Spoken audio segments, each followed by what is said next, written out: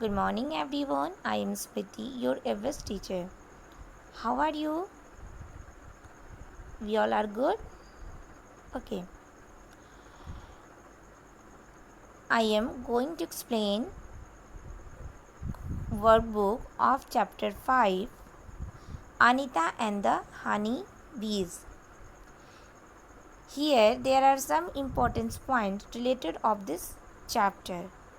First point is Anita Kushwaha lives in Buchaha village in Muzaffarpur district in Bihar. Anita Kushwaha है जो कि बुचाहा village में रहती है, मुजफ्फरपुर ज़िले के बुचाहा विलेज में रहती है जो कि बिहार में है.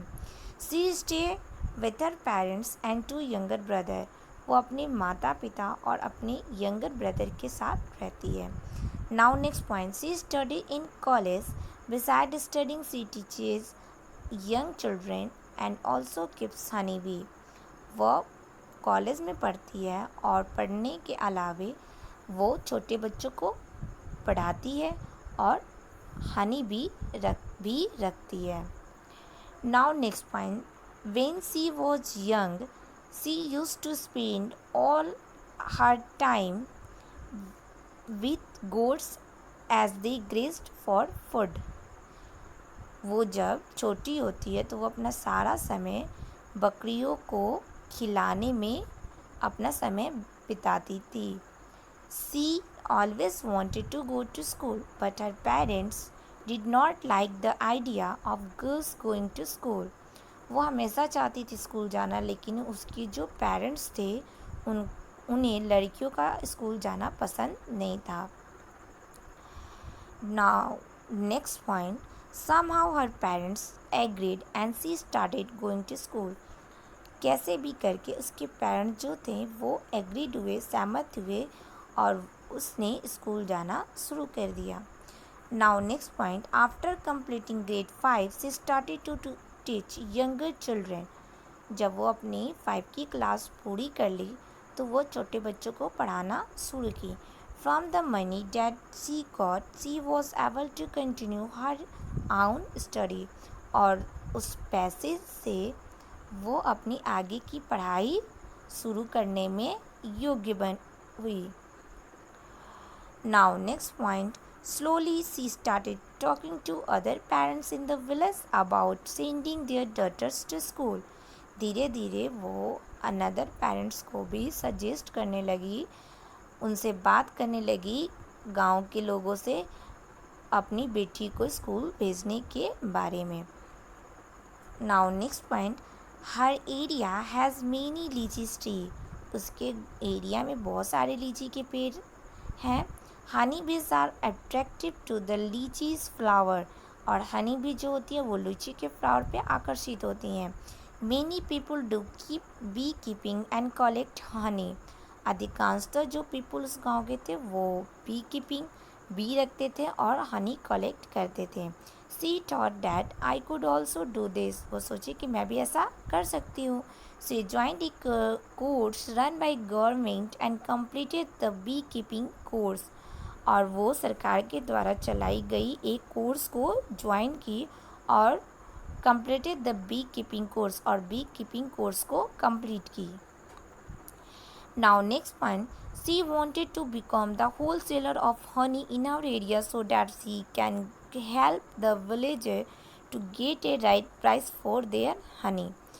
वो होलसेलर बनना चाहती थी ताकि वो अपने एरिया के लोगों को सही कीमत पर हनी दिलाने में मदद कर सकती है. Every beehive has one queen bee that lay eggs. प्रत्येक बीहाइव प्रत्येक छत्ते में एक क्वीन बी होती हैं जो कि अंडे देती हैं. There are only a few males in the hive. और कुछ जो होते हैं वो फ्यू मेल्स होते हैं हाइव में. Most of the bee in the hive are worker bee. और अधिकांश जो होते हैं हाइव में उसमें वर्कर भी अधिकांशतः होते हैं. This bee work all day. ये जो बीज होते हैं वर्कर बी जो होते हैं वो दिन भर वर्क करते हैं. They make the hive and also look after the baby bees. वो हाइव भी बनाते हैं और बेबी बीज का ध्यान भी रखते हैं।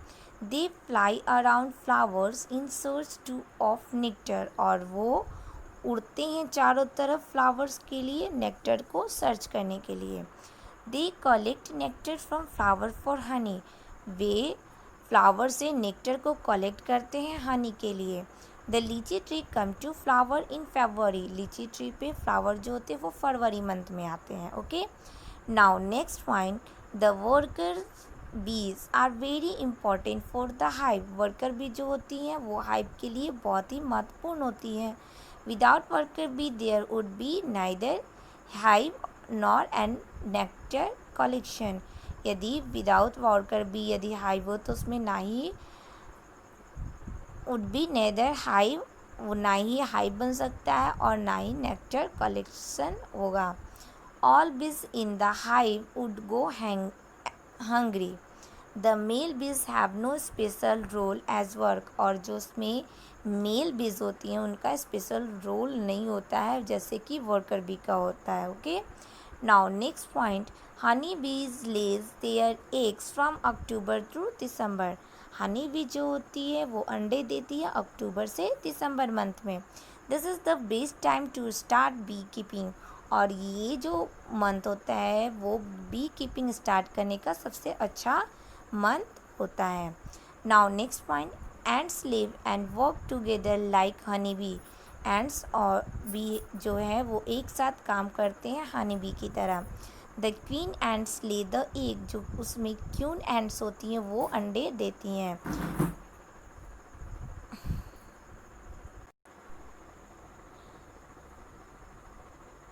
The soldier ants look after and guards the ants nest, और जो सोल्जर्स एंड्स होती हैं वो लुक आफ्टर सभी बच्चे, छोटे बच्चे जो चींटी में ग्रुप में होते हैं उन्हें देखती हैं और नेस्ट का गार्ड करती हैं। Worker ants are always busy looking for food and bringing it to the nest, और वर्कर जो एंड्स होती है वो हमेशा बिजी होती हैं फूड के लिए और उसे फूड को नेक्स्ट तक लाने में वो हमेशा बिजी रहती हैं। Termites and wasp also live like this, termite और वॉस्प भी इसी तरह से रहते हैं। Now next point, honey has many uses, honey का हम बहुत तरीके से यूज करते हैं। It is use as food के रूप में, मेडिसिन के रूप में, स्किन केयर के रूप में, Canning and preserving etcetera. Okay, let's remember some fact. First point, one bee has to fly 90,000 miles 3 times around the globe to make 1 pound of honey. एक हनी बी 1 पाउंड हनी बनाने के लिए 90,000 miles 3 times globe का उड़ सकती है। Now next point, there are 25,000 species of bees worldwide, और 25,000 से अधिक बी की प्रजातियां हैं।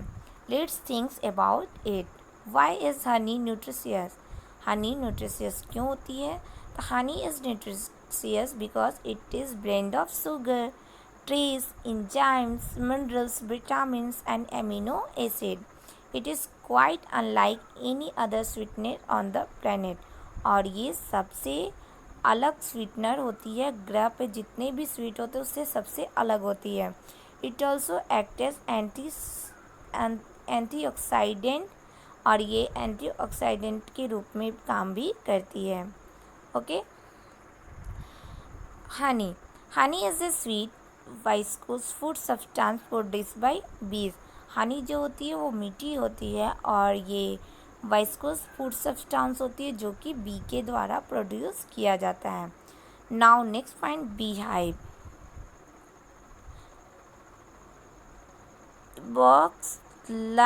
A box like or dome shaped structure in which bees are kept.